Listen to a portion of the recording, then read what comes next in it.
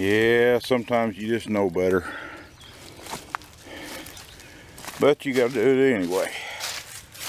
So, come over here to do a little project yesterday. And this is where we're at, so. You can't get down in here with any other four-wheel drive vehicle, so we're gonna put a come along on that tree. We're gonna try to winch the old girl out. When you get a four-wheel drive stuck, you're stuck. So, the lesson that I learned years ago is when it starts going down like that and it quits moving, stop. Now, I don't like to leave my stuff out, sitting out. But this sat here all day yesterday, but you can see it's already starting to dry up around that wheel, so it should come out.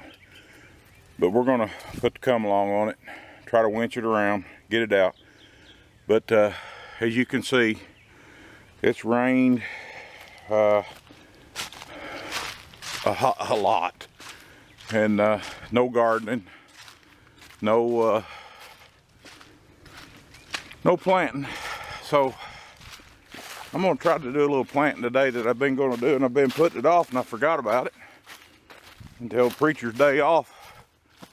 Came up with them Morel mushrooms the other day, and the light came on, and I remembered I had something that I need to plant, and we're gonna plant it. So let's go do it. Back in the, I guess it was the 70s, early 80s, my dad lived in northern Missouri. And every spring it used to be like turkey hunting. We turkey hunt around here in the spring. It's a big deal. Not so much anymore, I don't think, but it is a big deal still to a lot of people. Back in the late 70s and early 80s, I went to visit my dad. He lived up in northern Missouri. And the little town he lived in had a town square, and we went through there on maybe it was a Saturday. And it was like I thought it was a big flea market or a big sale or something, or a farmer's market or something. But what it was that time of year, and Morel mushrooms were appearing and growing. And I don't know if you've ever eaten a Morel mushroom, but to me, it's one of the great delicacies of anything you can eat. It's just it's an amazing plant. And they would go out just like turkey hunting and hunt these Morel mushrooms. And I can remember my dad, we bought a bucket of them, and that bucket was like, I don't know, it was astronomical. I couldn't believe the price of them, but that's how expensive they are. So if you can go out, you know a place to go out and find them. We used to have a place up north of here that we could go get them and get a bucket full and fry them up. Boy, they were just wonderful. But I got these, and I'll show you the place.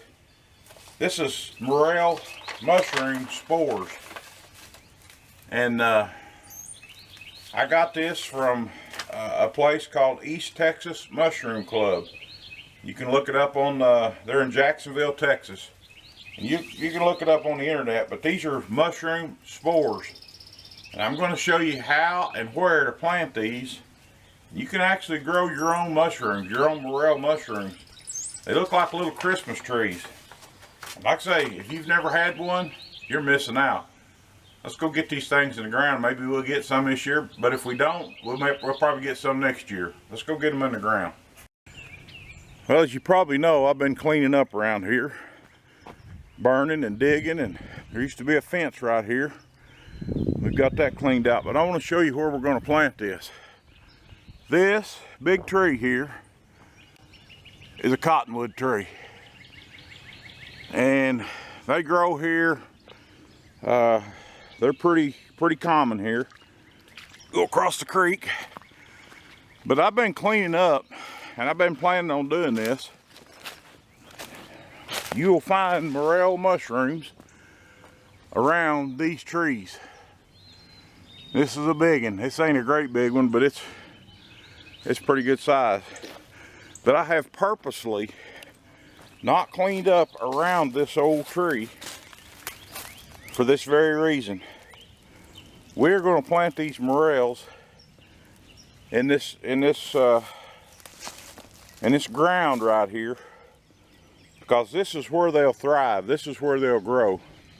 Like I say, we may not have any around here this year to come up because we're kind of in the middle of the season. But when you find these, if you go out and look for them, you'll find them, especially on a hot, humid day, and it comes a little thunder shower in the afternoon, and it's like they magically pop up. And that's exactly what they do. They pop up around these big cottonwoods and in other places as well. But what these spores will do, we'll get some morels out of here. But when those mushrooms pop up, those spores go out into the air and they pollinate. And the next thing you know, I heard a preacher, me and a preacher's day off was talking the other day, and he said he knew a guy that when he collected his morels, he put them in a mesh bag just to spread those spores around. So we're going to plant these. We're going to put these spores out around this tree and see if we can get some morel mushrooms out of them.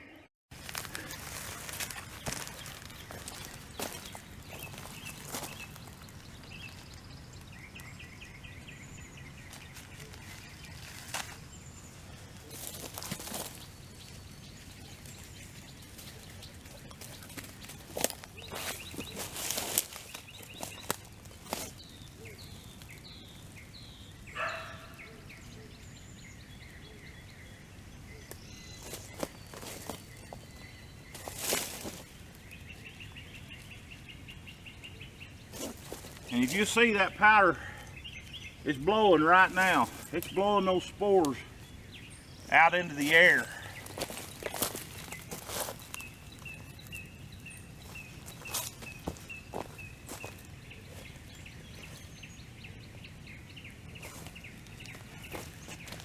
And it's as simple as that. You just let nature take its course.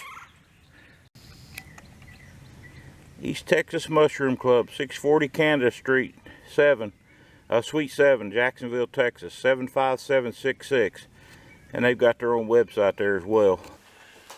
Well, I'd come in here and make another ending to the video. The ending I evidently left the